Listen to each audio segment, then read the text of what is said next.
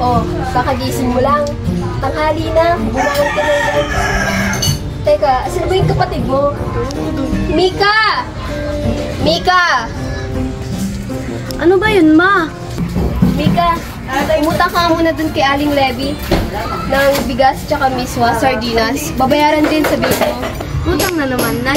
Na si Ate Levy nagsasawa na sa ating kakasawin natin magbabayad tayo bukas. Ay nako, umutang ka dun, babayaran ko naman. Ate Levy, pwede daw pong makakuha muna ng sardinas, miswa, bigas. Gusto niyo daw po muna. Utang na naman, hindi pa nga kayo nagbabayad ng utang nyo, tapos utang na naman kayo. Dalas na tayo, uwi naman na si Ate sa Maynila. Makapagbayad na rin kami. O sige, pagbibigyan ko kayo ha, magbayad kayo ha. Pag hindi pa rin kayo nagbayad, papabarangay ko na kayo. Nay, nalaman ko na marami na pala tayong utang kay Aling Levy. Kilala mo si Jamela? Oh, bakit? Oo, yun, si Jamela. Simula nung lumuwas siya ng Maynila, gumaan na rin yung pamumuhay nila. Hindi na sila nababaon sa utang kagaya natin. Lalo na kay Aling Levy. Oh, bakit? Gusto mo bang trabaho sa Maynila? Kaya mo ba ang buhay doon? Kakayanin, Nay. Para rin naman sa ikakabuti natin to. Tsaka, gusto mo lagi na lang tayo utang dito, utang dyan. Sige, basta mag-ingat ka doon ha. Ibang buhay dito sa probinsya kaysa sa Maynila. Sino ba itong natawag? Uy, Jo. Uy, Jo, anak. Kamusta? Okay lang naman po, Nay. Nasa Maynila ka na ba?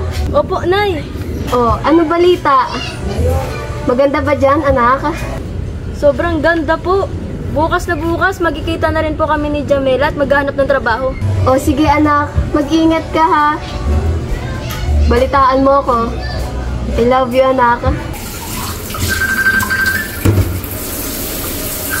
Sino ba to? Sino ba to? Uy, si Joe pala. Teka nga. Joe, kamusta? Nasa Manila ka na ba? Oo, Bes. Pasundo, please. Alam mo nang bago ako din sa Manila eh. Oo. Teka, mag-aayos lang ako. Papaganda lang ako ng very, very light. Okay, wait lang ha. Ano ba yung babaeng yun? Oh, si Joe. Hello, Joe. Asa ka na ba? Kanil pa ako dito eh. Dito na ako sa sinabi kong pupuntahan natin.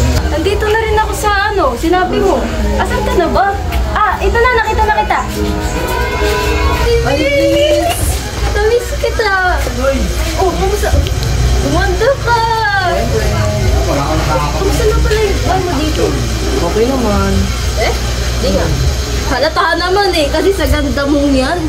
Ano nga pala yung sa trabaho mo? Pwede mo ba ako pasok dyan? Kung may bakante lang naman kayo. Ay, kung pwede lang, Bes. Kaso punuan na yun. Pero natutulungan mo ako.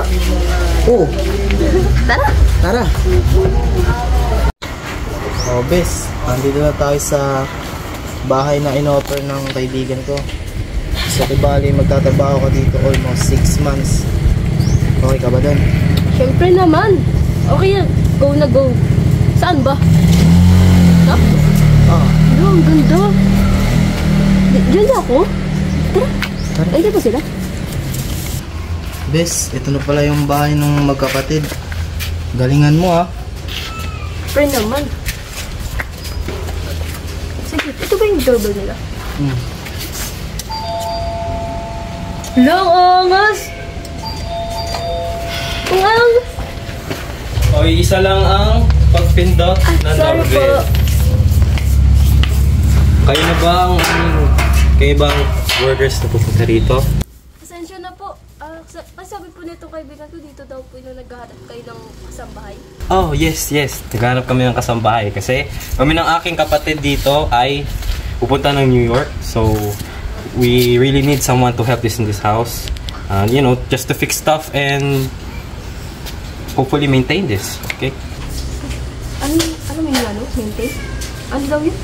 Sabi nila, yung maintain yung mag-aalaga ng bahay na to. Yung parang ikaw yung magiging yaya dito, kumbaga. Parang English kasi. Diyos niyo. Alright. That is all. So, let's go. Come in. Yes.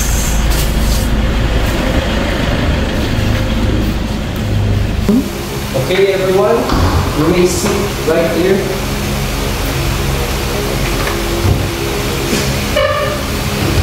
Hey bro!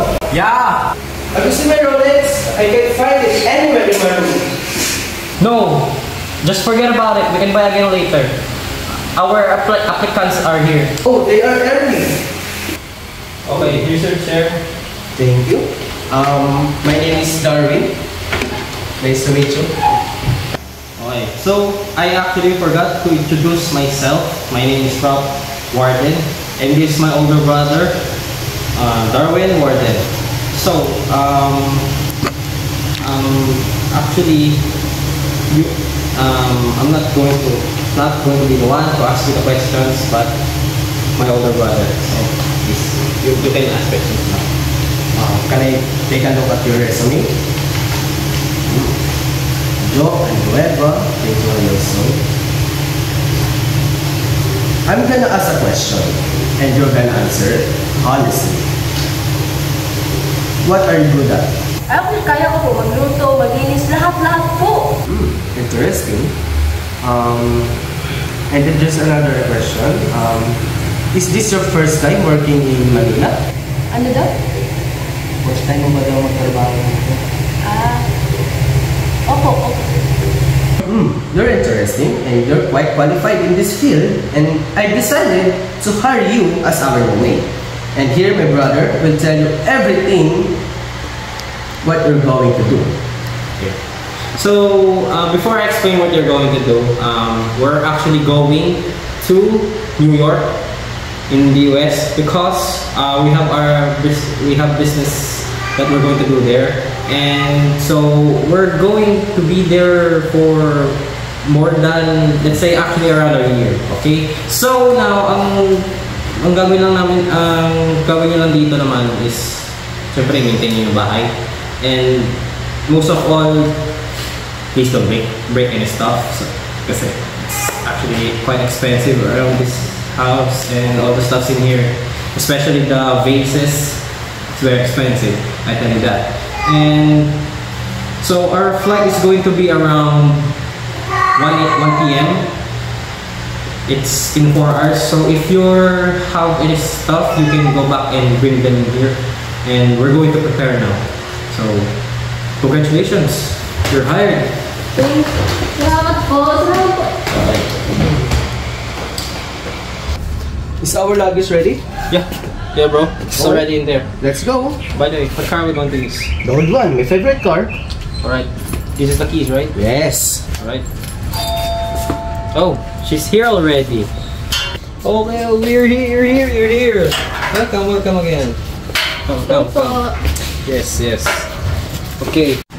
By the way, before we leave, I'm just going to tell you, before I forgot, our contract will last for about 4 months because my younger sister, our youngest actually, she's going to graduate in Stanford in around 5 months.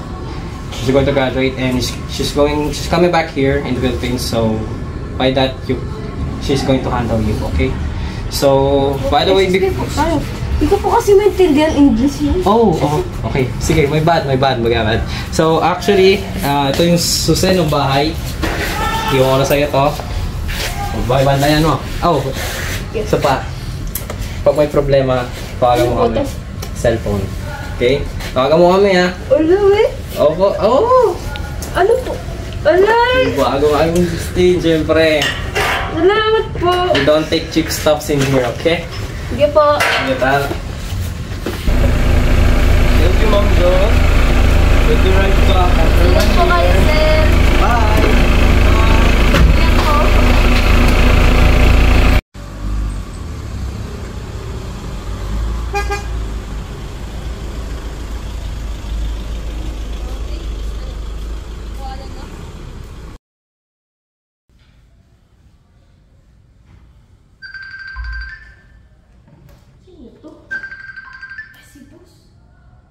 Hello po, boss. Good morning po. Oh, good night dito. Kamusta, Jo? Okay lang po. Maayos naman po lahat eh. Sige, sige. Oo nga pala. Darating na yung kapatid ko dyan. Napaaga eh.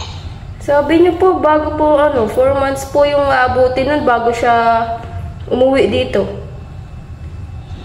Na-miscounted ko yung pagdating mo, kapatid. Sabagay siya na mag-handle sa'yo dyan. Paano po yan? Di ba sabi niyo, tapos na rin po yung trabaho ko pagkatapos, umuwi dito, yung kapatid niyo po? Hindi po ako kagad makakahanap ng trabaho, lalo na di ko po natapos yung pag-aaral ko ng senior high, nakatungtong lang po ako. Marami na po ako sinubukan, pero ayaw po talaga nila eh. Ito lang po yung tumanggap sa akin.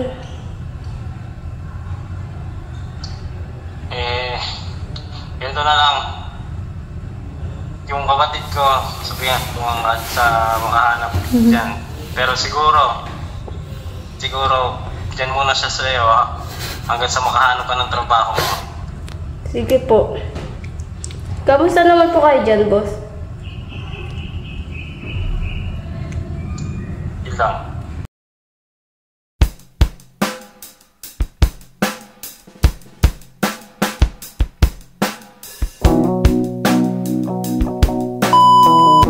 Teka, sino ba yung... Wait lang! Nay.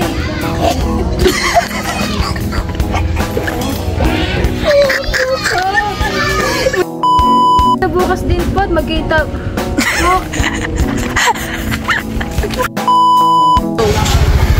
Sige, papayagan ko kayo.